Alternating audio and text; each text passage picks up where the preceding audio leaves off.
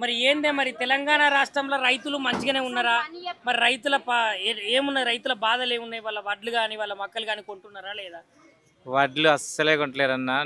మేము వడ్లు పండించి నెల రోజులు తిప్పలు పడ్డాం. ఉమ్, ఆ రైస్ మిల్ కాడికి వడ్ల కుప్ప కాడికి ఉమ్, నెల రోజులైనా కొనేటోడు లేడు. అగ్వ రేటు కాడికి తక్కువ 1800 కాడికి, ఐకేపీలో 2400 అంటే 1800 కాడికి బయట ధరలకు అమ్ముకున్నాం. అసలే కొనేటోడే లేడు. గవర్నమెంట్ కొంటారు అంటారు, రాలేరు. మరి రేవంత్ రెడ్డి రైతులను రాజులను చేస్తాము రారాజులను చేస్తామని చెప్పిండు కదనే.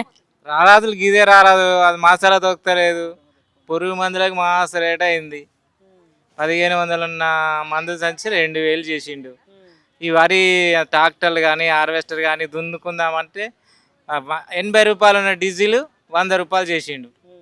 ఇక ఏముందల్లా? మరి ఇప్పుడు ఇప్పుడు నీకేమనిపిస్తున్నది? మరి ఇప్పుడు రేవంత్ రెడ్డి ఎక్కి 2.5 ఏండ్లు అయింది కదా. మరి ఈ 2.5 ఏండ్లల్లా పాలన నీకెట్లా అనిపించింది? మంచిగా అనిపించిందా, చెడ్డగా అనిపించింది? ఏమైనా లోపాలు ఉన్నాయా?